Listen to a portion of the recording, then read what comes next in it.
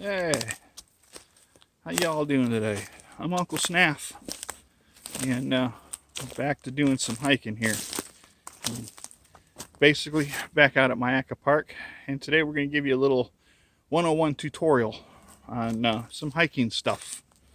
All right, a lot of people year-round, all over the U.S., actually all over the world, get injured due to hiking accidents. Here, let's fix this picture here. There we go, a little bit wider. So, these hiking accidents are actually mostly avoidable. Down here in Florida, we have a number of our own little issues when it comes to hiking. Let's get into a couple of them. First things first, getting lost. Happens all the time. And as a matter of fact, it actually happened to me back when I was a kid. And managed to get lost for a whole half a day. And could not find our way out. It was just because the sun was going down, we realized where east, west, north, and south were, that we figured our way out. But that being said, there's actually some ways, if you're going to hike without a compass, to be able to hike and know your direction. All right. Now, I'm sure you've heard the old thing, moss grows on the north side of the trees, blah, blah, blah, blah, blah. This is Florida. We don't have that, all right? Moss grows over everything. I mean, everything's covered in green. It's just the way it is. The other problem here in Florida is one end looks like the other end. It's easy as hell to get lost. I mean, really easy as hell to get lost. So, a little technique that we use to not get lost if you're not hiking with a compass. Here's one of them, a stream, all right? Here's a simple little trick. Go in with a stream, all right? That doesn't mean walk next to the stream. That's stupid. We've got alligators. But use the stream as a marker, all right? It's a real simple thing. If the stream's on the left-hand side of you when you go in, then it should be on the right-hand side of you coming out. How's that for simple? Can't get lost that way. You could mark trees. You could do stick bending, blah, blah, blah. But again, this kind of woods, this kind of forest, that might not always work. And again, pretty easy to get lost.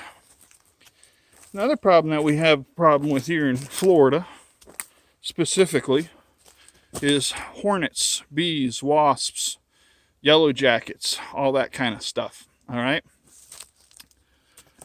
This behind me is a palmetto bush. All right. And palmetto bushes have great big giant broad leaves. Look right up underneath this thing. You see that? Big old giant broad leaves.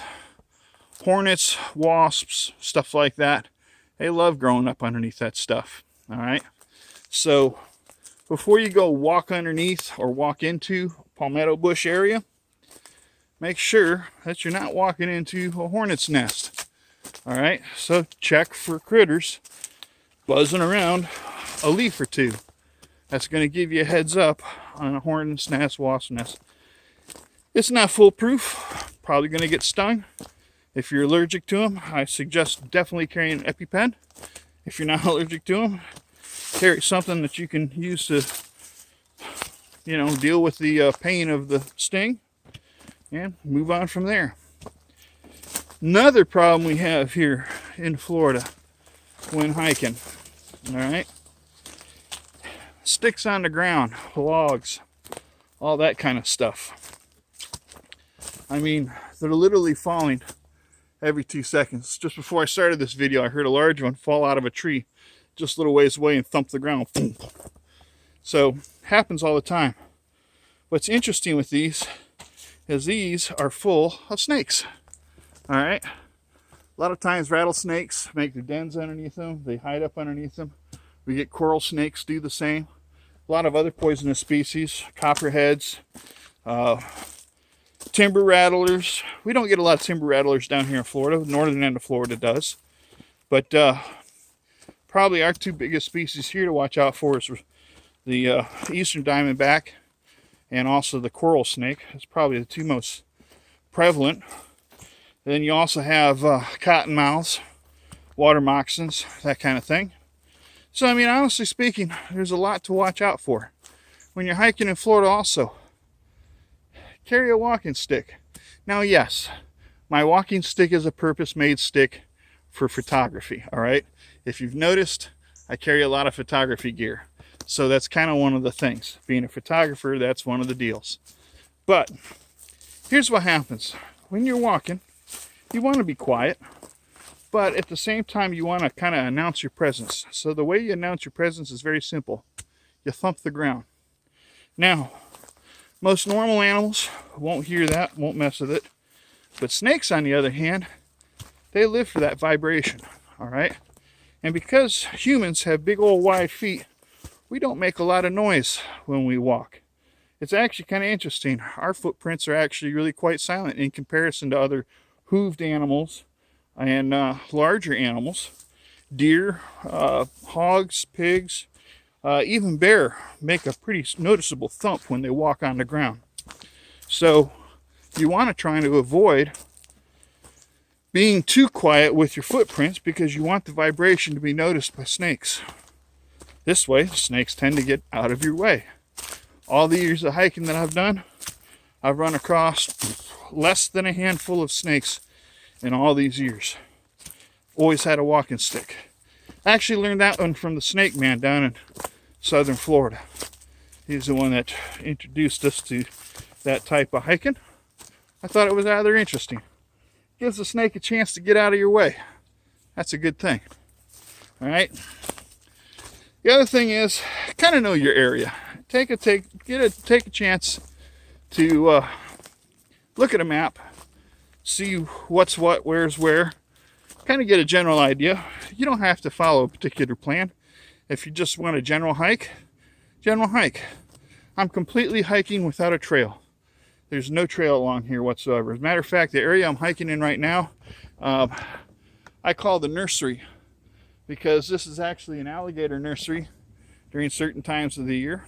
Matter of fact, we've got one female guarding her babies down here at the end, down by the road.